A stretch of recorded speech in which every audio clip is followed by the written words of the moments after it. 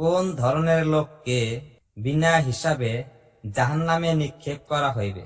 তানবিহুল গাফিলিন গ্রন্থে শেখ নজর সমরকান্দি এই হাদিস বর্ণনা করেন। তিনি লিখেছেন, যখন হাসরের মাঠে সমস্ত লোক সমাবেত হইবে এবং যে সকল লোক বিনা হিসাবে জান্নাতে প্রবেশ করিবে, তারপর যে সকল লোককে বিনা হিসাবে জাহান্নামে নিক্ষেপ করা হইবে, এই বিষয়ে লিখেছেন, জাহান্নাম হইতে একটি লম্বা গর্দান বাহির হইয়া আসিবে এবং হাসরের মাঠের লোকদিগকে ডিঙ্গাইয়া সম্মুখে অগ্রসর হইতে থাকিবে। উহাতে দুইটি উজ্জ্বল চক্ষু থাকিবে। তার ভাষা স্পষ্ট হইবে।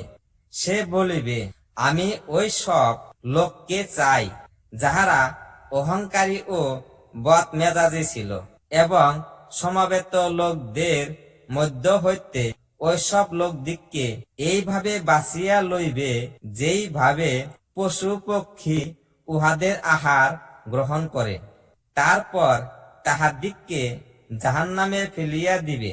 অতঃপর গর্দানটি আবার বাহির হইয়া বলিবে, আবার আমি ওই সব লোকদিগকে নিব যাহারা আল্লাহ ও রসুলকে কষ্ট দিয়াছে, উহাদিগকেও বাঁচিয়া লইয়া যাইবে। তৃতীয়বার আসিয়া সে ছবি অঙ্কনকারী দিককে নিয়া যাইবে।